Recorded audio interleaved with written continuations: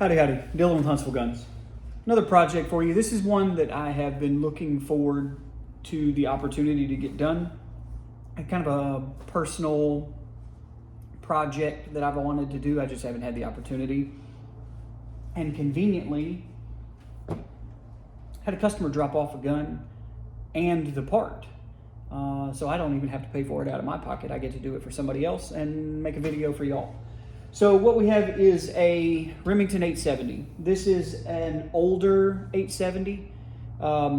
It actually has a 3-digit date code on the barrel, so it's been back to the manufacturer at some point. But there is no prefix on the serial number, meaning it's pre-1968. Looking at what I see as far as date codes on the barrel and kind of the shape and overall look of the gun, I would say probably mid-50s, late 50s gun. Pretty decent shape. It's dark. It's definitely taken on a brown tone instead of being a deep blue. There is some metal some finish missing, but it's not rusty and it's not pitted. It's definitely been used. If you look, it has the telltale barrel that doesn't index correctly. So Remington, this is one of those common problems with the 870. If it's going to break, they're very, very reliable guns. But if it's going to break, what's going to break is the ejector. It's pretty common, kind of a unique design, and unfortunately it has its weaknesses. So if we look here inside the receiver, get a pointer. So this guy running along the back wall of the receiver right here is the ejector and the ejector spring. And this is actually riveted to the side of the receiver. And if you look right here, there's a slot cut in the barrel. And that slot is normally where the front of that ejector goes in. And that's what keeps the barrel indexed. You see I can move the barrel and it moves rotationally. So because the front of that ejector is broken off, the barrel is not held indexed correctly, and it probably would still eject shells. However, it's not safe to shoot the gun like this. So the problem with this project is to replace that ejector. You have to take the old rivets out and then drive them out of the side of the receiver. Well, if you look at this side of the receiver, I'm going to cover up the serial number for the customer. You can just barely... You see right there, there's a bit of a circle. You have to play the light to find it. That's one of the rivet heads, and then the other one is here just above my pointer finger. Those rivets were installed on the gun before it was blued.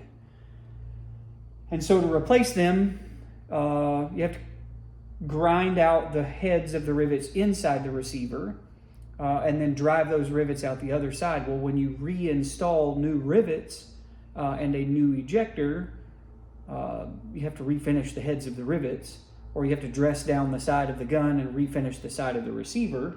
And it can get kind of labor involved and a little bit costly to the customer. And I've always thought that there's got to be a better way to accomplish this. This is definitely, there's some special tooling involved. You need a punch that is ground, so the rivet is stepped. It's got a wider diameter at the base, and then it steps in, and then it's narrower, and then that has to be peened over to hold that spring. And unfortunately, you need some tools to do it. It's kind of a specialty punch that fits in the ejector, but also has the right cutout for the rivets to shape them correctly. You have to do the back one first, and then install the spring, and then do the front one. It's kind of a process, and it's not something that is very DIY friendly. And there are millions of these guns in existence. Unfortunately, during post-COVID, just after COVID, when Remington filed for bankruptcy, all of their parts were sold. So all of the bench stock that they had on hand were sold, and then that part supply dwindled pretty quickly. So this is not a super common problem, but it is the problem that exists on this platform. I have seen more guns come in for a broken ejector than all of the other failures combined on the 870. Well, when you can't get ejectors, I was buying guns for $100 a piece because I was buying them as parts guns because you couldn't get an ejector for it. And the ejector is shaped in a way that's not really conducive to mass production. So the inside of the receiver wall that it meets up against is curved, and so the back of it has to follow that contour, and then there's some special geometry to where it kicks the shell out appropriately. And this creates a part that's not really cost effective to make one or two of. Instead, if I were to charge a customer machine time to make one of these ejectors, and then it would still have to be hand fit and then riveted back into the gun, it would exceed the value of the gun pretty quickly. Machine time is not cheap. So recently I learned of what I think is probably the most effective solution other than taking the gun to a gunsmith, and that is the Sully 870 ejector system. It's made by a company called Weapons Armorer. I have the card here. I don't believe that they sell guns on their website, so I will try to link them in the description down below. Very unique setup. Instead of using rivets, the ejector itself is actually threaded, and there are a pair of set screws that go through the receiver and bolt into the side of that ejector, and that's what holds it in place. And then the spring, because it would have to be riveted normally, the spring goes through the ejector and is sandwiched between the ejector and the receiver. Very, very clever. A little bit of Loctite, some Allen head, socket head cap screws.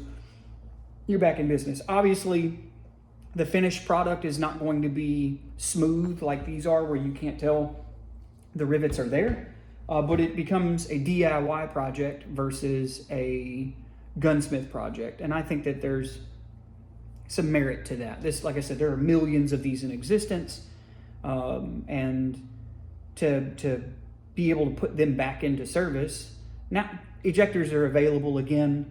They're expensive, and then the labor to install them is expensive. But if you had an old gun like this that you were inherited or whatever the case was, you bought it cheaply because it had a broken ejector, now you can replace that ejector yourself. So YouTube's monetization and video requirements aren't going to allow me to do, you know what? Let's just cover the install of it, and if it gets demonetized, it gets demonetized. I think that this is a very cool option.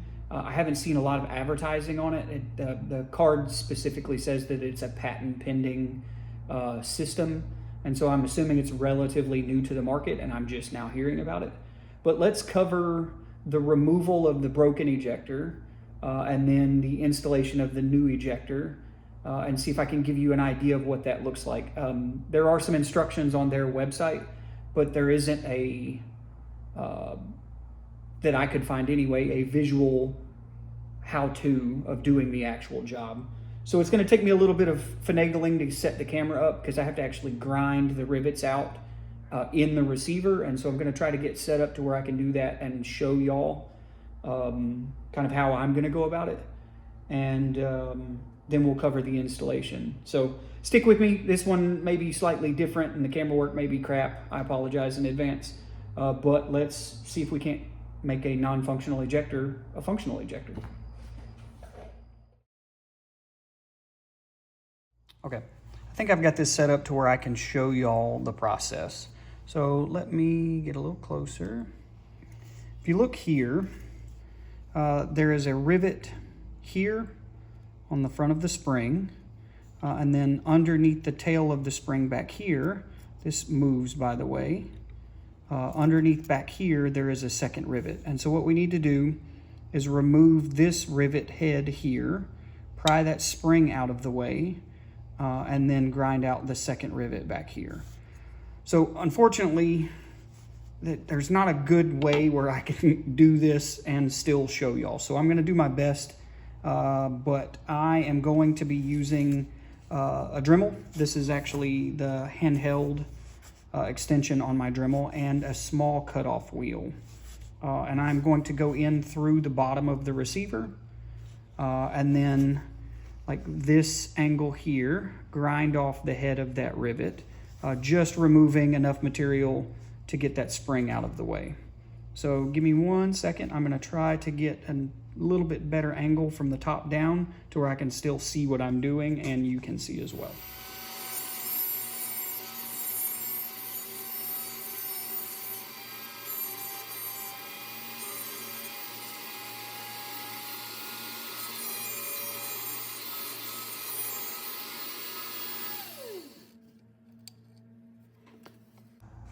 Okay, so I've ground the head of the rivet. Let's see if we can get this spring loose.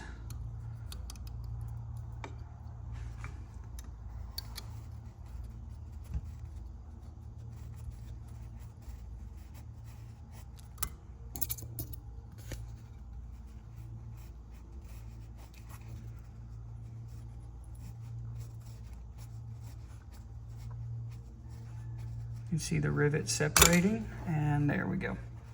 So got that guy out of the way. Now, if you look down inside here, you can see the head of this second rivet. This one is a little bit more difficult to do. It's a bigger rivet for one, but it's kind of in an odd spot to get to. Again, I'm going to come in from the bottom of the receiver like the dental pick is, and just remove the head of that rivet with the cutoff wheel.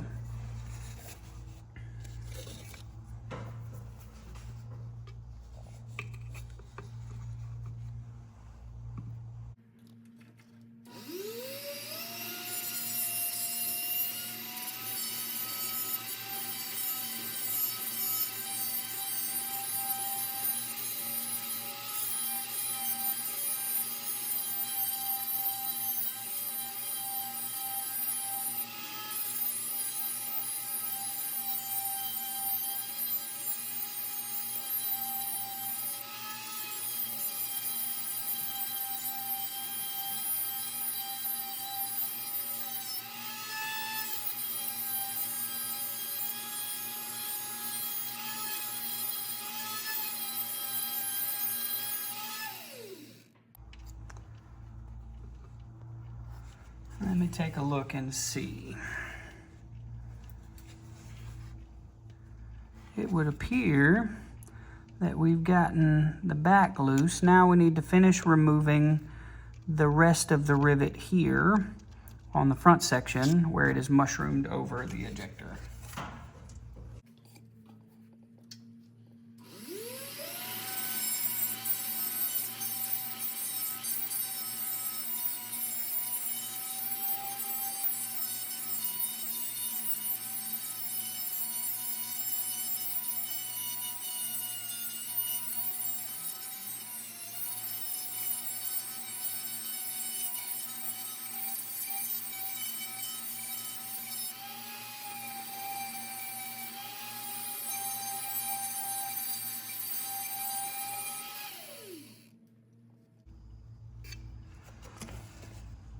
All right, so I believe that we have enough of that rivet ground down to where we can start working this ejector loose. Yep, I can see it separating now. You don't want to tear up the inside of your receiver, but you can see there, she pops right out. So let me jump back over to the main workbench and we will take a look at what we've got. Okay, so we have removed the 2 rivets and the broken ejector. You can see here that the nose of the ejector is broken off. We also have the ejector spring out. This part, as long as you don't grind through the head of this, I touched the finish just a little bit, but this is a reusable part. As long as the spring is still in good shape, this could be reinstalled in a gun with a new set of rivets. So this one will go into parts, this one will go into garbage. I still need to remove the 2 rivets from the side of the receiver. And so I will set it up on a bench block, and then I'm gonna use a tapered starter punch like this guy here. This will give me enough.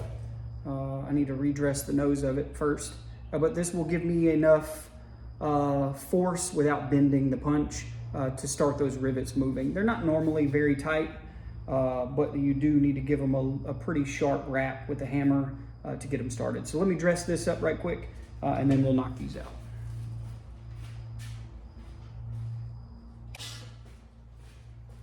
Okay, so I have our punch nice and square, cleaned up the burr that was on the edge. I'm gonna start with a smaller hammer. This is just a little brass hammer that I keep on the bench, and see if we can get this to budge. If not, we'll have to go to a ball peen.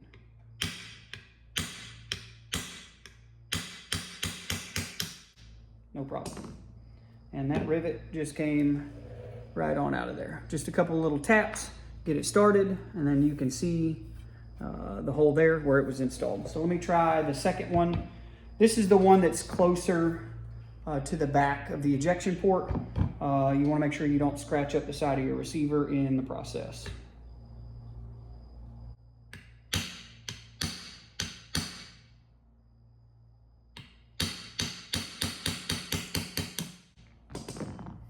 And there we go. Rivet number 2 out of the gun. Set these aside, those go in the trash bin. What we'll need to do next is clean up all of the debris from the cutoff wheel. Inside, you want to scrub this really well. You don't want to leave any of that debris in the gun because it's basically abrasive, and when you cycle the bolt, it'll chew up the internal components. So I'm going to scrub this out real good, take it over to the parts washer and give it a good wash, and then we'll come back, do a little bit of cleanup, make sure that we have everything set up, and then we'll talk about the installation of the new one. Okay, so we have the receiver cleaned up, have all of the parts removed. To kind of recap, we have removed the broken ejector and ejector spring and the 2 corresponding rivets that go in these holes here. And we are getting ready to install the new replacement ejector. There are a couple things that I want to point out about this before we get started. As you can see, the new ejector, let me give you a white background, how's that? The new ejector is a machined piece of steel, and it has a spring that is designed to come through the slot in the ejector, goes through, and then it locks into the bottom. You see this cutout here? How's that? You want it to sit in that slot, not too far forward to where it sits proud, but you want it to be down in this slot, like so, when you install it in the gun. Also, the 2 screws that come with this are different lengths. So the front screw, as you can see, is longer. This is the front end towards the barrel, and the back screw is shorter, and you want to install those the same way when installing it into the receiver. Additionally, the screw heads appear to be a 2 millimeter, and so you will need a bit driver or the included Allen wrench that comes with the set. And you definitely want to use a thread locker. I'm going to be using Loctite 243, which is the blue medium strength Loctite for the threads, to ensure that this doesn't come back out down the road. So I reached out to the manufacturer and never got a response. And so the torque specs that I'm going to be using today are based off of a machinery's handbook. So these are, if memory serves me correct, it's a 640 thread pitch screw. And so 640 thread pitch into steel, you want to be using somewhere between 10 and 13 pounds, 12-ish pounds, or inch-pounds of torque to set these in place. So what we will do is remove the 2 screws, short screw and long screw. Let me zoom you back out, sorry. You can see what I'm working on. We have a little bit of a burr down in here. I'm gonna move that guy out of the way so it doesn't end up in our gun. There's actually 2 of them. One second, let me grab a dental pick. So there's a little bit of swarf left over from threading the holes, and so we'll just get that out of there before we get started. It looks like we've got it all. You can see that on the back of this, there are some serrations or some steps cut into it. That is to accommodate for the taper on the inside of the receiver. If you look at the back wall of this receiver, it's actually round, not flat. So, like I said, we will be installing the spring through the ejector. You want to make sure it sits in this slot and goes all the way to the front, like that. And then I will go ahead and prep my screws with a little blue Loctite. Pull my hands off camera so you can see. Doesn't take much on a screw this size. You don't have to go crazy with the Loctite, but you definitely want to put some on there. Get it all over my cloth.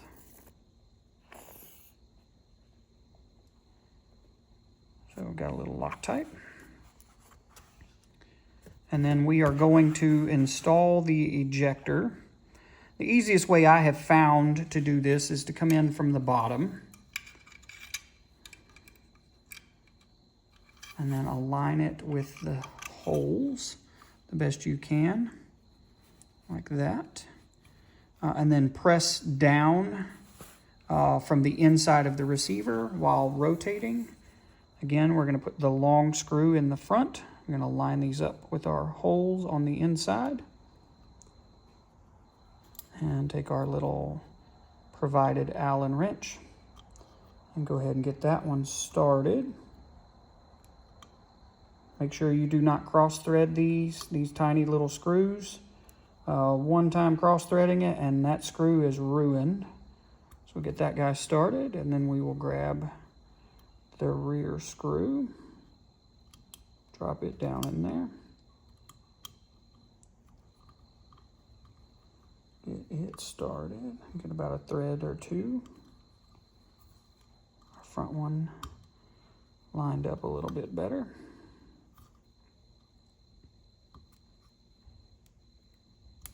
Not wanting to line up very well. Let me see here.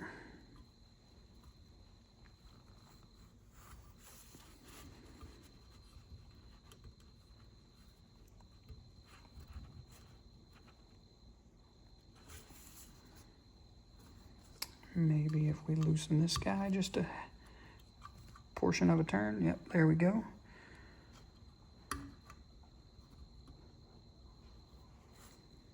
And put our screw in. Yep.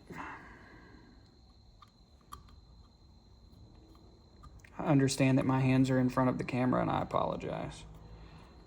So you want to go hand tight until you have both of them seated. Like that.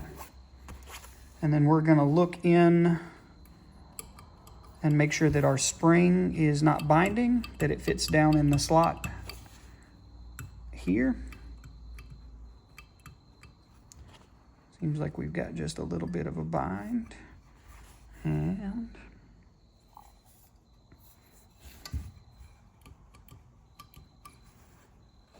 it would appear that I need to loosen the front one just a hair.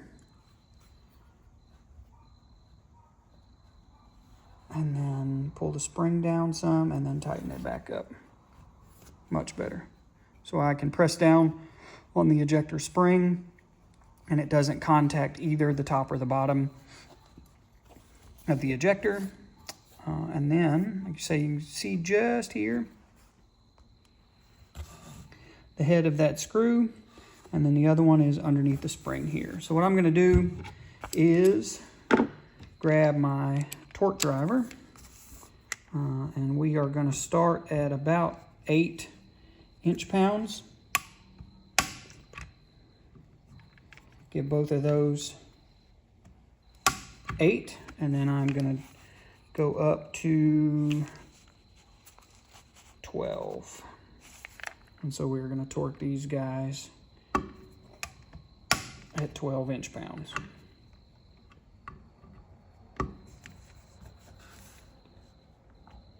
Get my hands out of the way.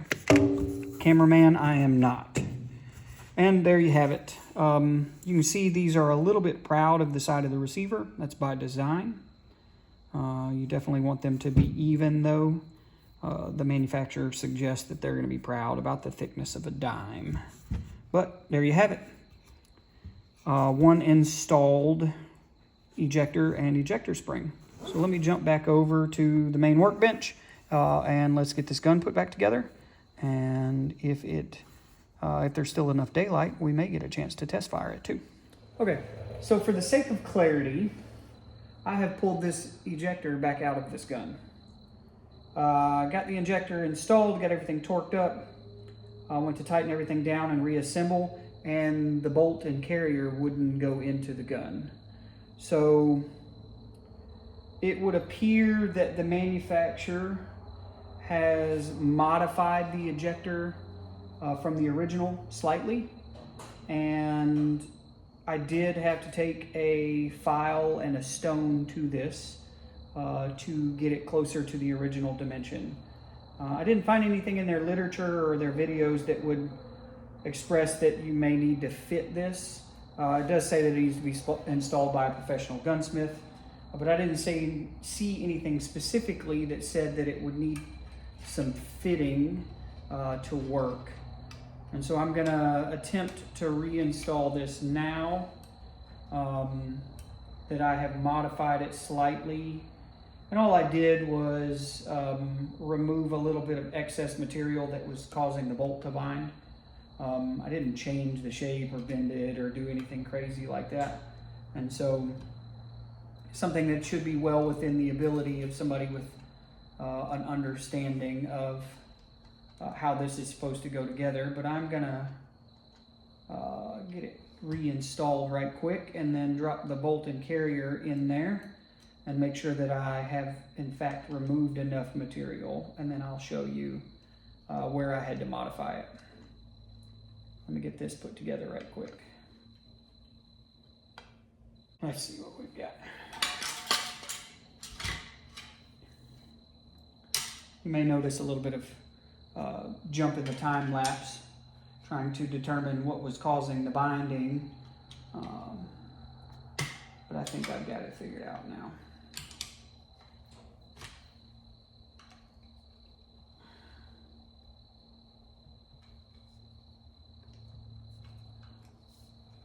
Let's see.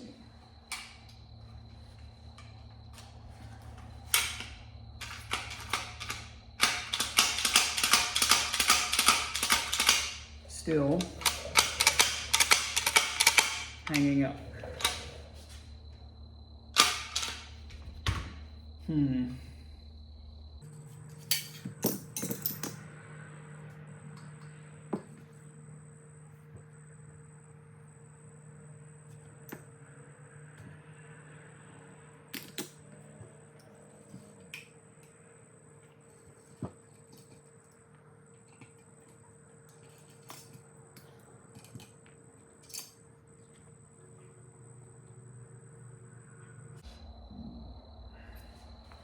You can see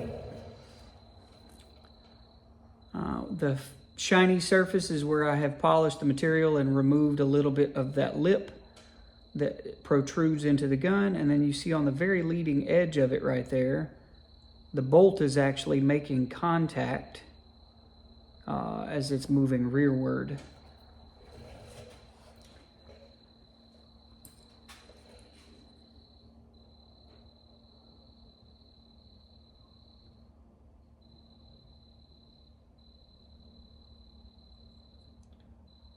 Interesting,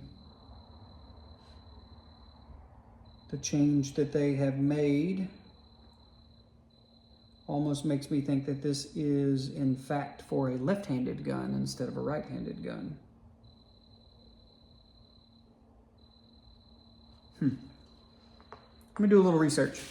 Okay, so I have done a pretty good bit of fit and finish, to be honest with you. For something that is marketed or aimed at the DIY crowd, this was definitely a little more than I would have expected needed to be fit to the gun. I don't know that the issue I'm having isn't a result of the age of the firearm. So as firearms evolve, as they are in production for a long period of time, slight changes are made into the machining to either increase production or what have you. And so the shape of the ejector that's shipped by the manufacturer is different than the shape of the original. The nose portion, the closest portion to the barrel, is the same. The overall dimensions are fairly close. The main difference being, if you look, this is the back end, the breech end. You see this raised portion here.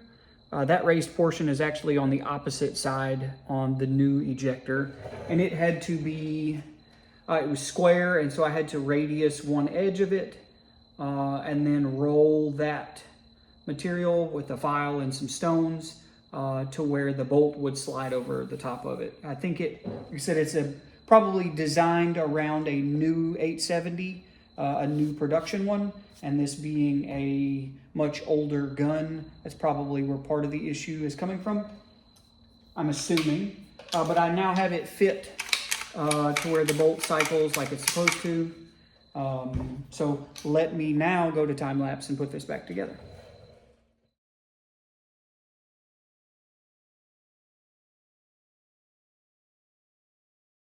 Okay, let's wrap it up.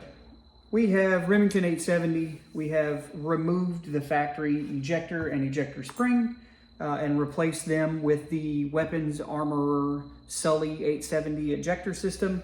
Have the gun put back together and functional. And it's too late now to test fire, unfortunately. There's still just an ever slightly small bit of drag in the bolt on that ejector.